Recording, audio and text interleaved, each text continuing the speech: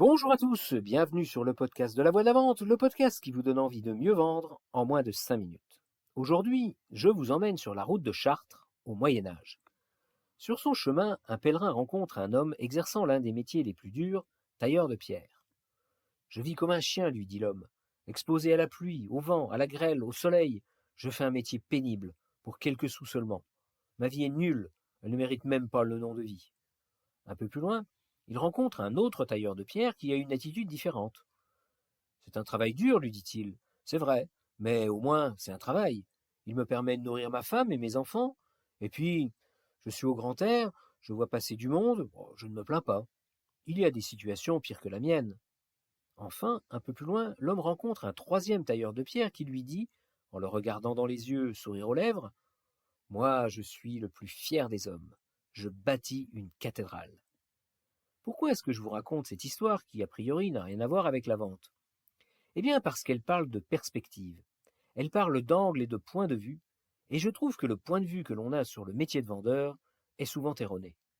Par exemple, pourquoi n'appelle-t-on pas un vendeur vendeur? On dit commercial, ingénieur commercial, conseiller commercial, animateur commercial, délégué commercial, animateur de vente, cadre commercial, chargé d'affaires commerciales, consultant en développement des ventes, business développeur. J'ai même entendu une fois responsable du développement de solutions d'achat. Pourquoi pas spécialiste de l'amorçage, du désir d'achat et de sa transformation en échange financier? C'est quoi le problème avec le mot vendeur? Ça fait pas noble? L'achat serait-il tellement vu comme un plaisir coupable que celui qui le suscite est perçu comme une personne mauvaise avec laquelle on n'a pas envie d'avouer qu'elle est pourtant d'un commerce agréable? Alors on se débrouille toujours pour donner l'impression que c'est l'acheteur qui achète et pas le vendeur qui vend? Par exemple, vous avez déjà remarqué? On dit je me suis acheté une nouvelle voiture. Elle est super agréable à conduire, elle est belle. Bref, je suis un acheteur qu'adore. Pas de mots sur le vendeur. En revanche, on dit ouais, je me suis fait fourguer une poubelle par un vendeur, elle est vraiment pas terrible. Le gars qui achète n'y est bien entendu pour rien. C'est de la faute du vendeur.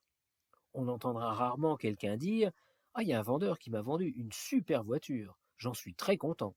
Bref, la vente, c'est comme Voldemort. On préfère ne pas prononcer son nom et laisser croire que c'est le produit ou le service qui sauront faire vibrer la corde sensible de l'acheteur. Je pense personnellement que cette attitude vis-à-vis des vendeurs est bien française, pays d'ingénieurs par excellence et dans lequel la culture catholique a laissé des traces.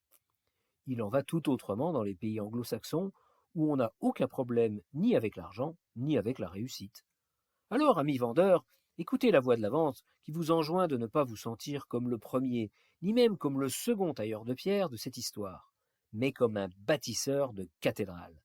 Oui, notre métier est dur, il est pénible, on nous traite parfois comme un chien. Bien sûr qu'il nous permet de gagner notre vie, mais ça ne se limite pas qu'à cela.